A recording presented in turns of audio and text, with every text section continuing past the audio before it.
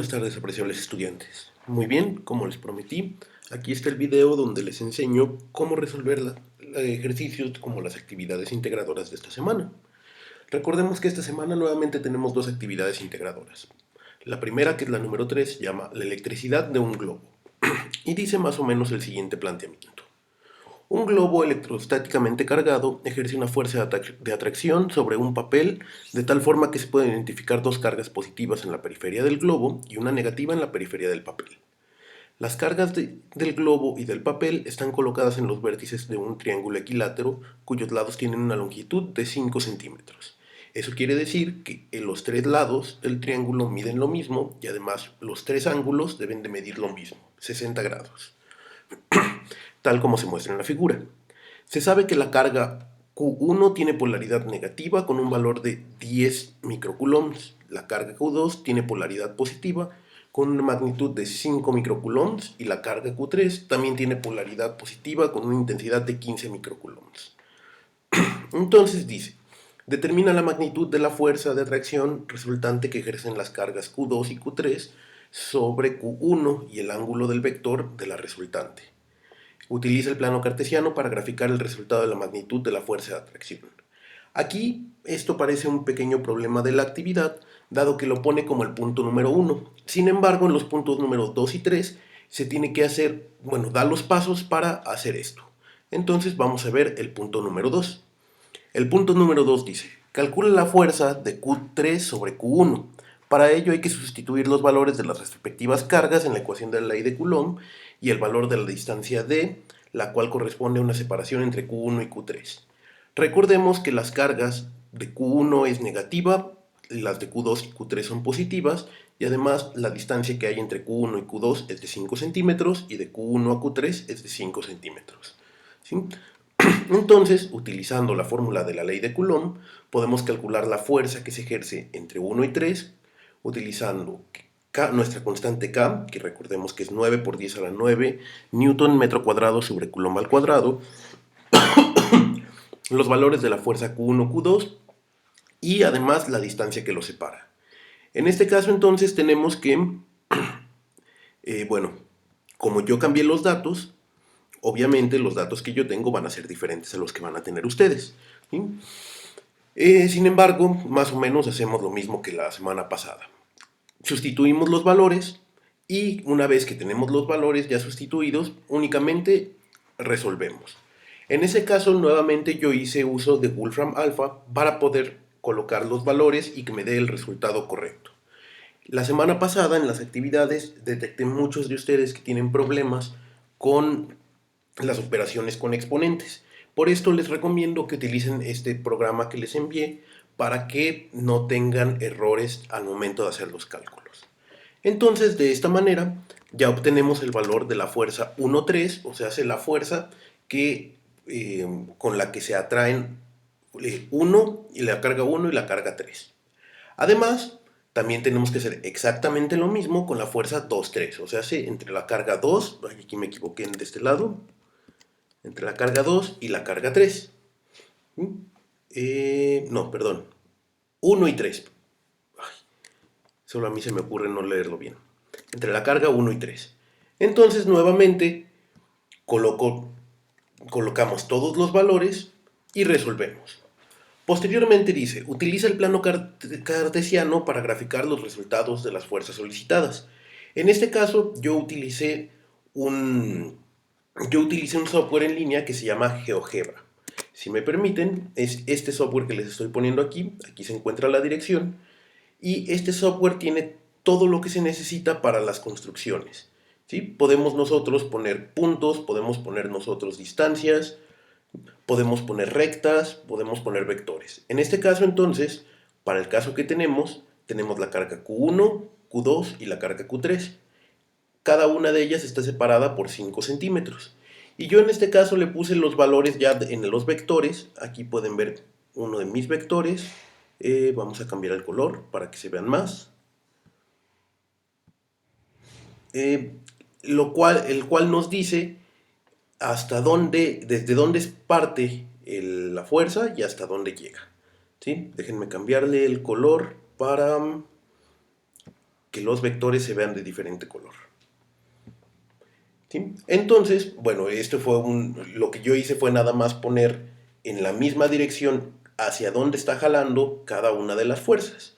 ¿Sí? Y aquí estoy representando 540 newtons y 180 newtons. En general, no existe una manera de convertir la medida de un vector a centímetros, etcétera, etcétera. Yo muy fácilmente pude haber puesto el vector de 540 por acá y más o menos siguiendo la proporción hubiera puesto el de 180 por acá y seguirían dando los mismos resultados posteriormente.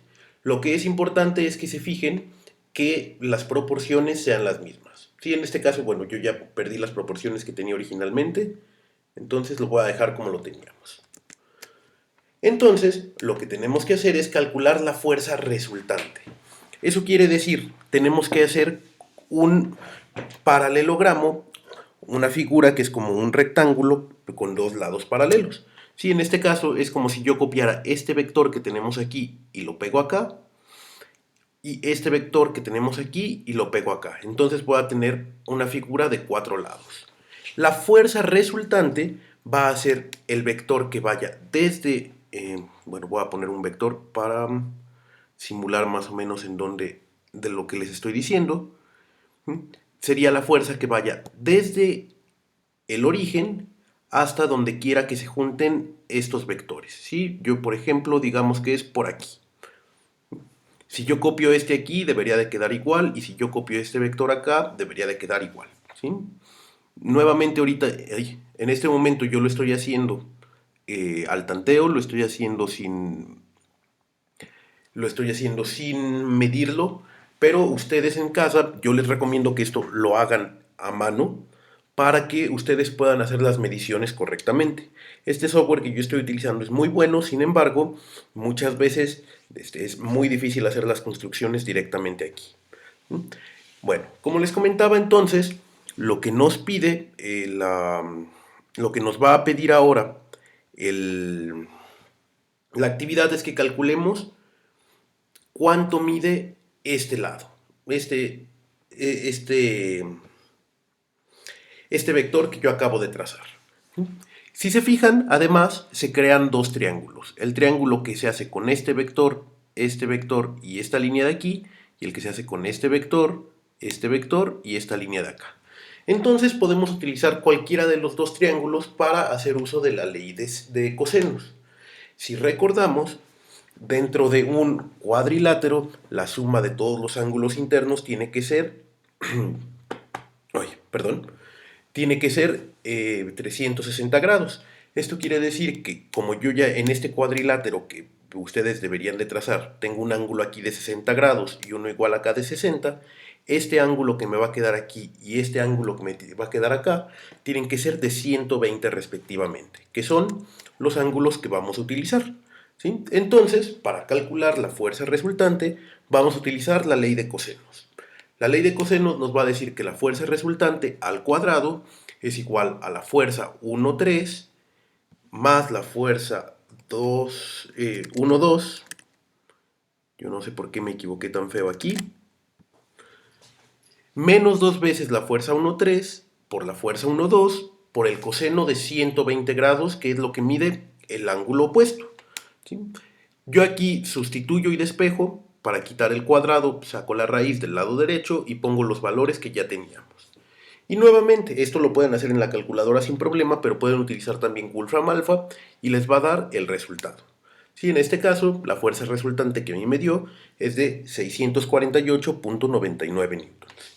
Y después dice que utilicen el plano cartesiano para graficar el resultado de las componentes X y Y. Eso es exactamente lo mismo que les acabo de decir que tenemos que hacer. Trazan un vector que vaya desde el origen hasta donde se intersectan este vector con la copia de este otro vector acá. Entonces van a trazar una recta más o menos por aquí. Posteriormente ya pide que mencionen al menos 5 situaciones donde hayan presentado aplicaciones de campos eléctricos y expliquen para qué sirven en su vida cotidiana. Además de que en un párrafo de 5 renglones tienen que explicar por qué el cabello largo se eriza al cepillarlo. La segunda actividad integradora de esta semana es la actividad integradora 4, las leyes en los focos. Esta actividad es mucho más sencilla. Comienza diciendo, en tu hogar, un foco que tenga grabada la especificación de potencia-voltaje, ¿sí? Hay que encontrarlo. La especificación se suele poner de la siguiente manera, 40 watts, 120 volts. ¿Sí? Entonces tomen una foto de un foco e incluyanla en el documento. Yo en este caso tomé un foco de los ahorradores, ¿sí? Y tenía las especificaciones de 27 watts y 127 volts. Después dice, con los datos de tu foco calcula su resistencia cuando se conecta a la línea de 120 volts. ¿Sí? Entonces, lo que tenemos que hacer es, utilizando las leyes que ya vimos esta semana, yo puedo decir, yo recuerdo que la potencia es igual al voltaje al cuadrado sobre la resistencia. De aquí yo despejo la resistencia y calculo y sustituyo los valores para que me dé el total de la resistencia que va a tener este foco. ¿Sí? Posteriormente dice, un efecto del paso de corriente es que parte de la energía del sistema se transforma en calor y aumenta la temperatura del circuito, lo que da lugar al efecto Joule. Ahora imagina que un foco tiene una resistencia de 50 ohms y consume una corriente de 1 ampere. Calcula el calor de dicho foco, ¿sí? Que dicho foco puede generar durante un minuto. Expresa el resultado en calorías y en kilocalorías. Recuerda utilizar la siguiente fórmula. En este caso nos dan una pequeña modificación de la ley de Joule con un 0.24. Este 0.24 es para transformar de joules a calorías. ¿Sí? Y lo demás es lo que ya hicimos la semana pasada. Tenemos la intensidad de corriente al cuadrado, la resistencia y el tiempo. Entonces, aquí lo único que tenemos que hacer es sustituir los valores del problema. ¿Sí? Vamos a tener el 0.24, vamos a tener la intensidad de corriente al cuadrado, la resistencia y el tiempo expresado en segundos. En este caso son 60 segundos. ¿Sí? Entonces, vamos a obtener que en 60 segundos se consumen 720 calorías. Para convertir de calorías a kilocalorías, lo que tenemos que hacer es dividir las calorías entre 1000 y entonces yo puedo decir que 720 calorías es igual a 0.72 kilocalorías. ¿Sí? Esto es lo que nos pide el problema. Además, posteriormente dice, grafica el calor generado por el foco durante 1 minuto y durante 10 minutos. En este caso, yo lo que hice fue en GeoGebra poner los datos que tenemos aquí, pero en lugar de poner los segundos dejé tiempo. ¿Sí? Se los voy a poner rápidamente. Si yo en GeoGebra coloco los valores, únicamente voy a quitar las unidades y en lugar de poner 60 segundos dejo abierto T, entonces lo que nos va a dar es cómo se comporta el calor, bueno, cómo se comporta nuestra función en cierto aspecto, ¿sí? En este caso, aquí estoy graficando las calorías que se consumen por cada segundo. En este caso, por ejemplo, cuando es 1 segundo son 12 calorías, etcétera, etcétera. Si yo quiero graficar las kilocalorías, entonces tengo que dividir esto entre 1000. Y en ese caso, entonces, ahora sí, vamos a tener que cuando, me voy a alejar tantito para llegar al 60 más rápido, que cuando han pasado 60 segundos, que es este punto de aquí, entonces se han consumido alrededor de 0.70 y algo calorías. ¿Sí? Aquí ustedes pueden hacer la gráfica.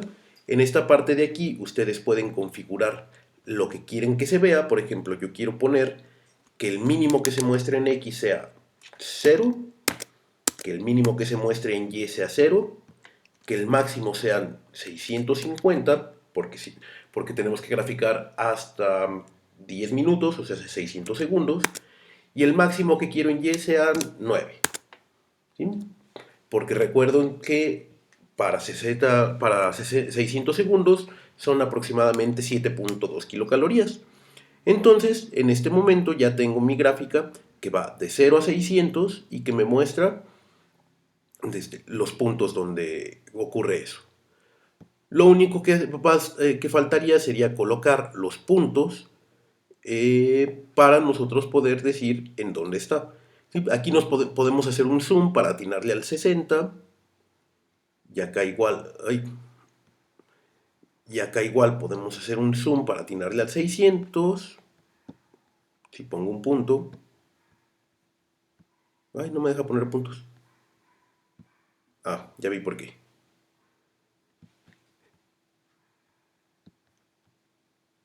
Lo estaba tratando de poner en un botón.